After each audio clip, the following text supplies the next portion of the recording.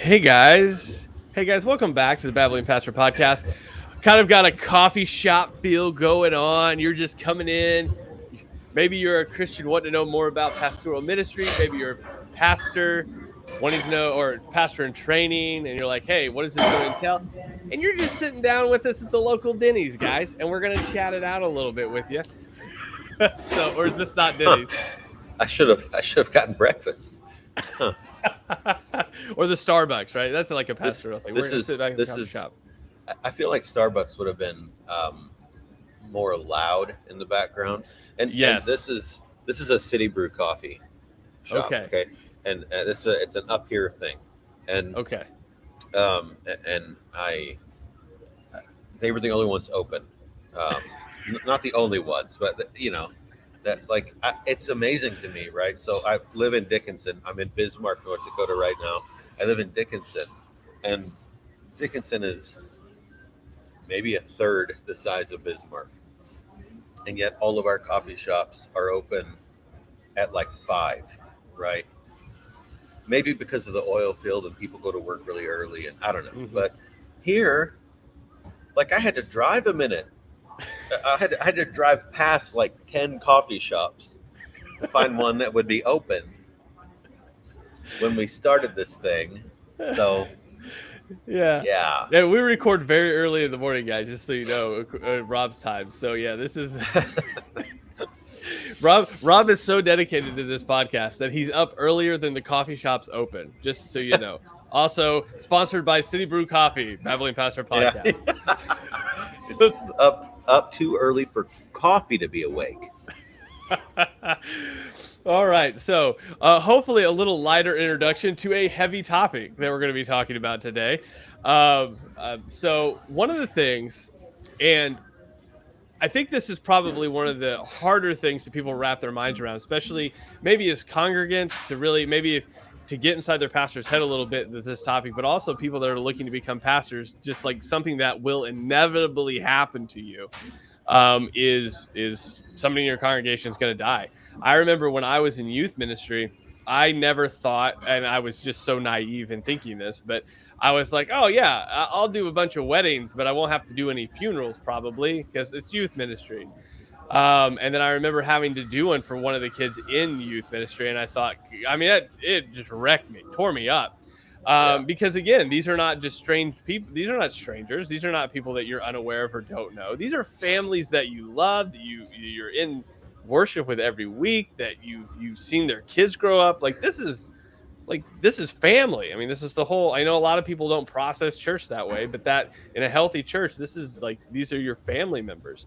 And to have to do that, I know pastors. I've never had to do it, but I know pastors that have had to do funerals for babies, and you're just like, this is a hard minute to be a pastor, especially when you're having to do those sorts of things and to enter into that space with people.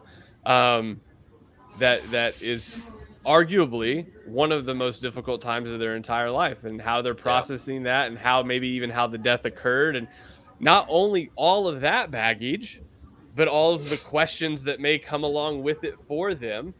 And then there's a whole different aspect if you're asked to preach a funeral of somebody you don't know their salvation, where it was, and now you're put in a position where you're like, all right, well, how am I preaching this sermon then?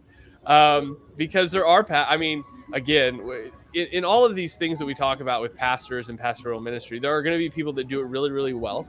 And then there are going to be people that, maybe don't. So in the last episode, we talked about pastors that maybe just don't do church discipline or don't do it well. And then there's pastors that I know that are like very purposeful and very caring in how they handle situations with their people and people outside of the church that they're not sure what they're, where they landed on Jesus. Yep. And then there's people that will just do a blanket message like, we're all going to end up by the big lake in heaven fishing together. And it's like, it'll be like a generic, almost universalistic type of sermon at the funerals. And clearly, I mean, I am not at all experienced in this area. Honestly, Rob, I mean, we're again with our prep being so high here, I'm not sure how many you've had to preach.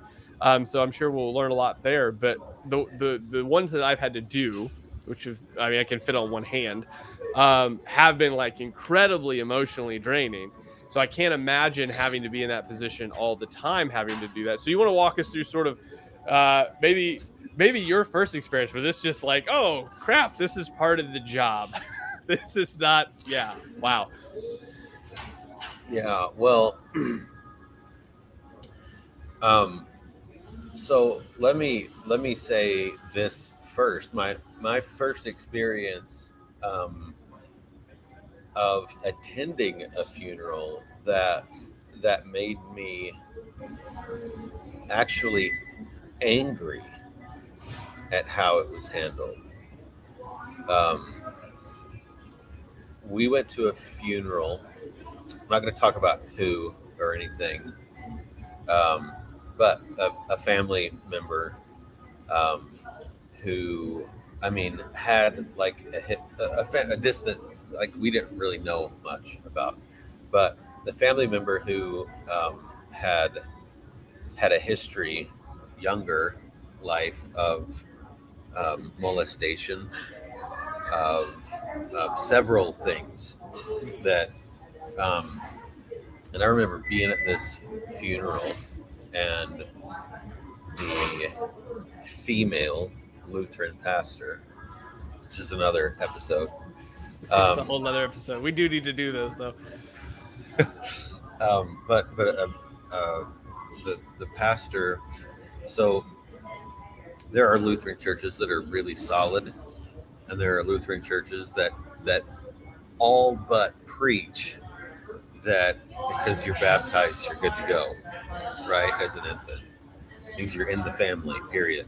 And this woman from up there, speaking to a whole bunch of people that aren't Christians, referred to him as brother, said like, and everyone knows, referred to him as brother, basically assured in 4 or 5 different ways throughout that we'll see him again and that sort of stuff. And I remember thinking, are you kidding me? Because so here's the deal: weddings and funerals, right, are the most primo time for the pastor to present the gospel, and not the gospel that Rob Bell would present, right? But like the real one, and it's 2 times in your ministry that, even much more so than Easter and Christmas, when you're going to be in front of a whole bunch of people who very likely have nothing to do with Christ, and either don't know him, never heard of him, that sort of thing. So if you preach at a funeral and you don't share the gospel, you've missed like a golden opportunity that God has presented you with. So my first, so actually the day that Jeff Morton, so he's the pastor previous to me, who I slowly transitioned with, and then he retired. The day that they pulled out of town, their very last Sunday, on their way, he calls me and says, "Hey, I just found out that so-and-so's passed away." And it wasn't someone that was part of our church for some years and then had moved, but like family was here. I knew that we were going to need to do something. That was whatever was going to happen here. Yeah. And so, man, it was my first experience walking through that. Thanks for the parting gift. Yeah. Yeah. And it was an easy, I'll say it this way, it was an easy first experience. God just to me in that way, because it was something that the family was working on and trying to, because of red tape and other family that wasn't from our area. They tried for quite a while to get the remains here, and that actually never happened. But so we really just had kind of a celebration of life thing when it was just like we got to do it. But a lot of times, well, probably every time, this was such a fluke. But like when someone passes away and you've got to do a funeral, I mean, it's like you're doing it that week or next week, right? Yeah. I mean, and so you're walking through this with the family right now. But this was like over the course of literally a couple of months that I had to kind of wade through this and work through it for the first time. And I knew her pretty well, actually. And I knew that she was Christian. So those two things made it a whole lot easier too. Yeah.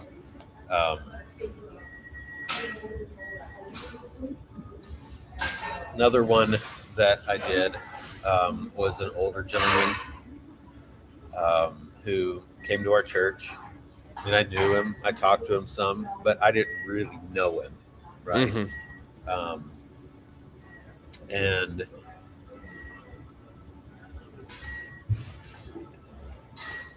funerals are kind of this weird time.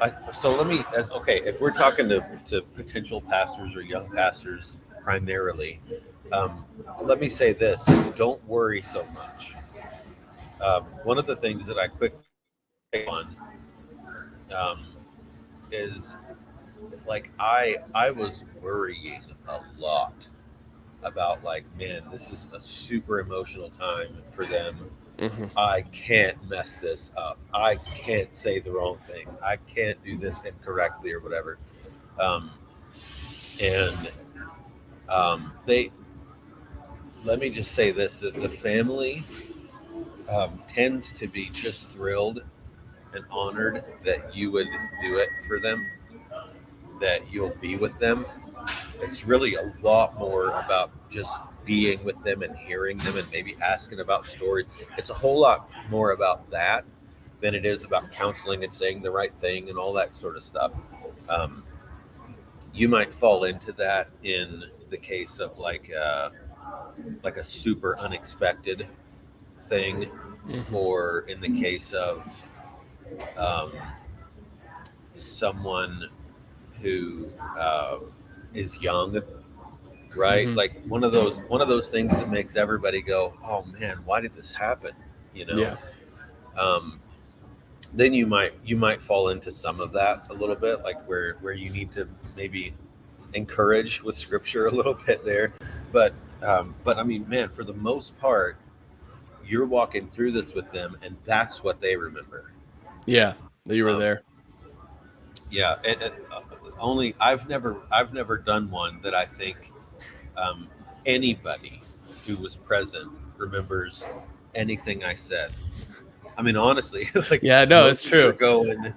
Emotions are going. You're there, and I mean, I pray that maybe some unbeliever heard something I said and it's being used, but by and large, like G.I. Joe, knowing is half the battle, right? Nice way to work that in. Yeah. Yeah. This, if you didn't get that reference, you're too old or too young. Yeah. So probably our entire audience didn't get that reference. That's fine. That's fine. I'll do Andy Griffith or something later and really throw them off. But I think just knowing that, right, gives you a lot more ease and even confidence going into it, that look, this isn't about my performance. This is no different than preaching. It's not about my performance. It's just about me being used. And so I don't have to make sure and freak out that I say the right thing at the right time and, oh man, kick myself if I feel like because I'm telling you, man, the families of the loved ones who've passed away, that sort of thing,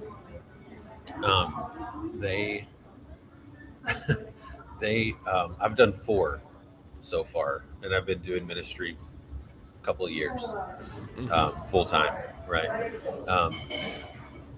And the families are just so grateful that you're there with them, that you've taken time to ask some questions about the deceased, um, and so don't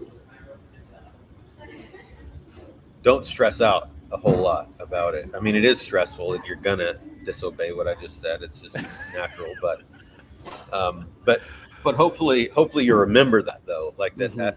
In the midst of the stress and chaos, and oh my goodness, am I going to do this right? You have to just um, let go of that and understand that, like, they really are just grateful that you're there. And Yeah. so Well, and I I don't know think if that that, was your experience, yeah, but well, yeah, that was so one of the things.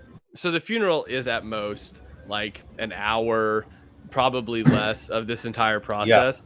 Um, I know in the experiences I've had, whether it be somebody that's died in our family or a funeral that had to happen, um, being there is actually the part of it. And it's not being there in the sense that you would think, really, right? So um, you attribute it with like a lot of sorrow and a lot of crying, but honestly, a lot of being with that family is just being there and talking with them. yeah, I mean, the one I'm thinking of in particular that I did of the kid that was in youth group was that we found out that Sunday morning actually that it had happened. I was in Sunday school doing the lesson with the kids. It no, what ended up happening was they had crashed their car. That's the reason people actually thought maybe something was up, because they weren't at church, and we're like, what in the world? So we had found out that they had crashed, and the rest of that whole day was just honestly being at that family's house, just talking, not even necessarily talking about what had happened or about, what had uh huh, happened to the student. It was just having that conversation, being there, seeing if they needed anything.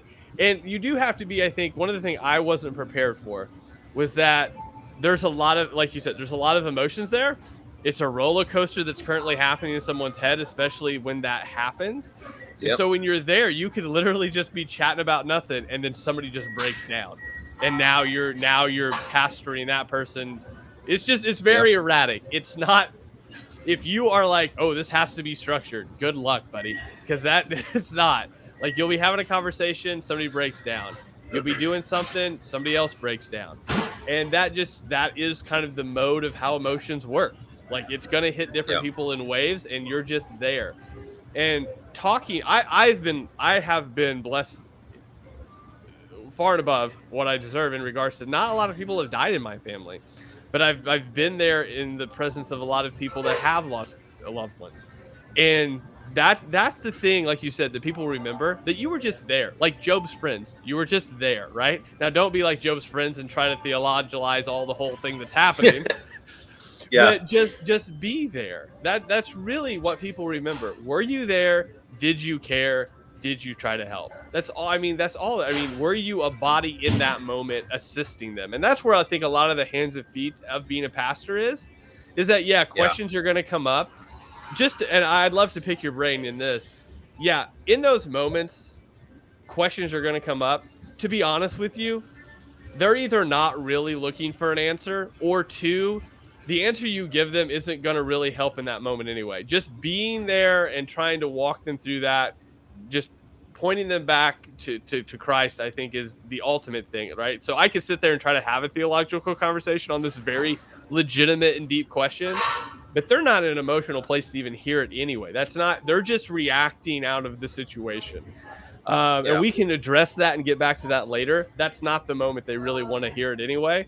They're just they're just throwing up a lot of emotions in a moment, and you yeah, you have to realize that. Like, they're and you're just there to be with them and to walk with them through that and to point them to Jesus. And then if we want yeah, to get back to those questions later, we can. In fact, I try to mentally be like, all right, we need to address this later. Now's probably not the moment of, why is God so mean to me? Like, I that's not the moment to really yeah, cover it.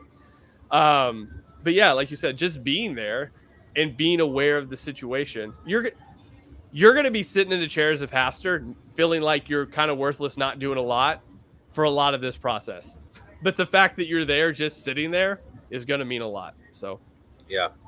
There was a family who had a suicide. I didn't do the funeral, But the parents were part of our church, and it was their grandson, I think, who was an adult. But that was probably my first experience with what you were talking about, where you're sitting there with a family who's just gone through something horrific, and as I think back about that, so much of it was just being there, you know, and it was, you know, you would, they would talk about their, so they're snowbirds, what we call snowbirds up here. So they're here during the summer, and then they go to like Arizona or somewhere during the wintertime. So they'd just gotten back, and they were talking about, you know, they'd be talking about Arizona, their other place or whatever, and then it would just, you know, you get onto the topic again, and two I think quick pointers for if you've never given a sermon at something like that, at an actual funeral. So for those who have never done that, I think a couple of things to remember, and I actually word for word work this in, but basically, I've done one specifically that I don't think the guy was a believer. There's no evidence. The family didn't talk about it at all or that sort of thing. There was just a loose connection that, like, mom or grandma went to our church a long time ago kind of a thing. Funerals are not a time to say, obviously I'm being sarcastic here in how I'm saying it, but funerals are not the time to be like, so we know where Joe's at, right? Maybe you should listen, take this seriously. It's not the time for that kind of gospel preaching, even though that should be the kind of thing that you preach about at times from the pulpit, right? If scripture dictates. But it is a time, and no matter what, it is absolutely true, one, that unless Christ comes back first, this is going to be a service that you are the focus of at some point, right? Like, everybody in a chair right now is going to have a bunch of people in chairs mourning their loss at some point. It's a fact, right? Taxes and death, right? We know. So that's a for sure thing. And the other for sure thing is that either way, no matter who's laying in that box, no matter what life they live, the holiest saint on the planet to a guy who flipped God off at every avenue, right? So no matter who's laying in that box, right now, they would want me to tell you nothing more than come to Christ. No matter who it is, you're going to die, and this person wants me to say to you more than anything else that I could say to you, to not wait, come to Christ. This could be you. It will be you, you know? So those two truths, I think, guide the whole sermon for me. And that could be one of a billion texts that are picked. It certainly is the application for any kind of sermon that's going to be there. But because I know that's something that you worry about, because that's the one time that you have like the undivided attention. Yeah, these people will probably never see you again. Right. Yeah. And some of them will never be in a church again. You know? And so this is the one opportunity that you have Sitting in the living room the day of is not the time to do that, right? Yeah. But behind the pulpit is the time to do that in a loving, gracious, encouraging way, to call them to Christ. Mm-hmm. So, and if you don't do that, you've messed it up. That's why you're there. Yeah, that's why you're there. Yeah, and I think that is an important part to remember as a pastor, is that obviously you want to, with all of the emotions, with everything that's going on. Again, with my experience of less than a handful of people, haven't necessarily had to deal with this particular part much, but I have talked to pastors that have been in ministry for 25 years and have had to do this, Mm-hmm. that get called up. And my pastor last week had to go down about 45 minutes from where we are at for whatever reason. They couldn't get anybody else, and they're like, hey, we have this random person, they don't go to church anywhere, there's no pastor that'll do it, we preach their funeral. And he's like, those are the worst ones, because he goes, he's like, I'm walking in, nobody knows me from anybody. Yeah. I haven't been able to talk to this family. He's going to get a little bit of time before the service to talk to them about who this was and who they are. But clearly, he's walking into a position that they probably weren't believers, because no pastors claiming them. And so he's like, those are the hard ones where you got to walk in and you got to be like, all right, preach the gospel to people that probably don't want to hear it, that probably don't understand it, that are never going to see me again. And do in such a way where you build in time. This was his advice, where you build in time to say, hey, if you're interested in this, I am going to kind of be around here a little after. If you're struggling with this, you want to talk about it, and just provide that opportunity to really, you're an evangelist at that point, a missionary in a weird spot where you're just going in and you're doing what you can to show Christ's love to this family that doesn't know you from the next, man down the street, and saying, hey, this is this Christ that you need to hear about. And doing it in a gracious and a loving way, but also in a way that says you need to know this. And that's, again, I think in all these topics we're going to talk about, those are the difficult parts in ministry. Like, we talk about all the fluffy, awesome parts where everybody's like, loves you. But then there's parts where you get a call and they're like, hey, we need you to go preach some stranger's funeral that you don't know. And that's the hard part. You can say no, but at the same point, like, you have an opportunity as a pastor to do something here. Mm-hmm. So yeah, that's one of the I was just gonna say like, it's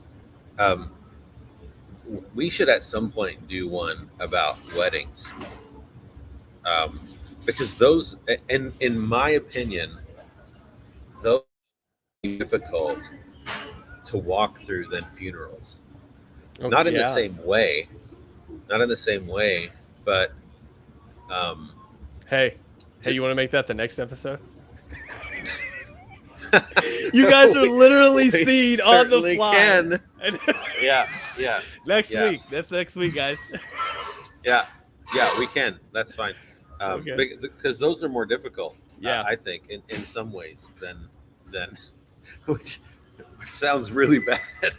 I know, but like, I would rather someone die in our church than get married. No, that's not what I'm saying. But that's such a good clip. Just a soundbite. That's one of those moments that everyone calls me a false teacher and a hater. Yeah. That's the only thing. But yeah, I think funerals, people are really. I think if you just take with you that this is the one moment maybe for some of these people that they're going to get to hear Christ right at the funeral service. Okay, if you take that with you, and take with you that this, just your presence and attentiveness, and wanting to know and walk with them and hear about the person and that sort of thing. That's what they remember. They don't remember the blunders of your mouth. If you said, well, no, so Charlie's definitely burning now, that's a blunder they're going to remember that you don't want, but if you never want to preach another funeral again, say that. There's one way to pull it off. Yeah. But yeah, it is heavy and nerve-wracking the first time or two that you do it, just because just because it's unknown, and you're so worried about the family in that moment and not knowing what to do. And this is where I would advise, if possible, if you are somebody that's looking to become a pastor, what's helped me tremendously is to just kind of mirror my pastor. Like if there's an opportunity that he's going to do something and I'm free to go sort of be with him, if that makes sense, right? Just to see him operate in that moment, you're going to learn more from watching somebody than you just being thrown into it. Right. So for example, my pastor's super relational. I'm an introvert, like to the end of the earth.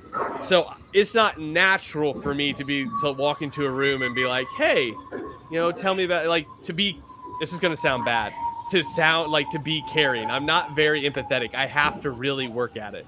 So to see somebody that's good at that, to learn from them in that regard, to be like, okay, this new I wouldn't have handled it that way. It's really good that I'm seeing this worked out. And I think that's where we talked about last time, the way you kind of became a pastor, I think is a better way to do it, because you're already know these people.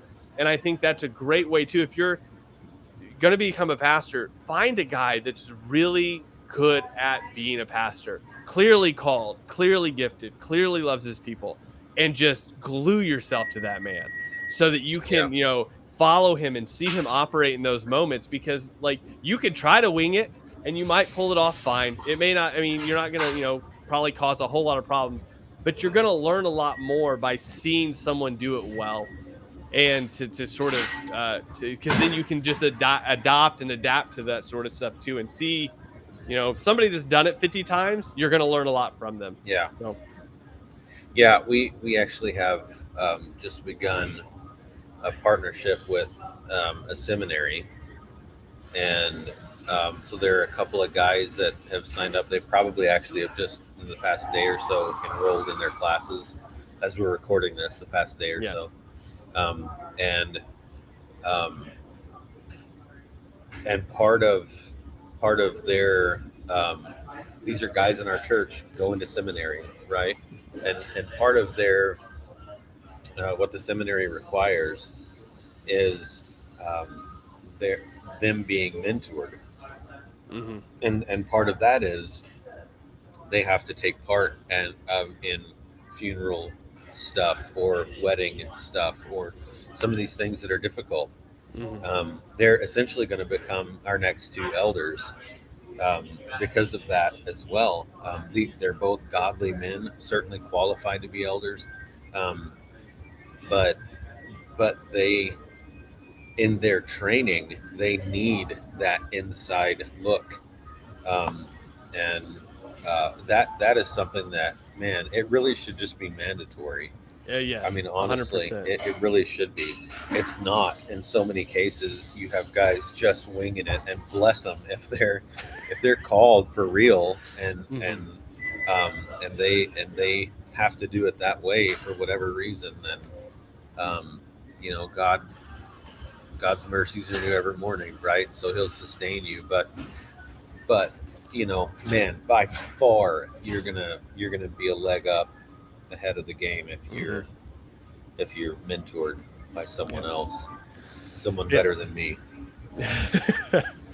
So guys, hopefully that is a heavy topic. Clearly, if you're maybe a member in a church, maybe this was hopefully maybe a window into your pastor's brain, perhaps. And if you're looking to become a pastor or in ministry, hopefully this was helpful to you a little bit, as much as we can be helpful to you. We hope we are.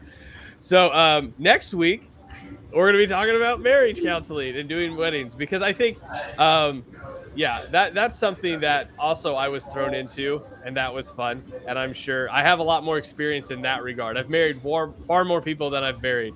So we'll talk about that next week.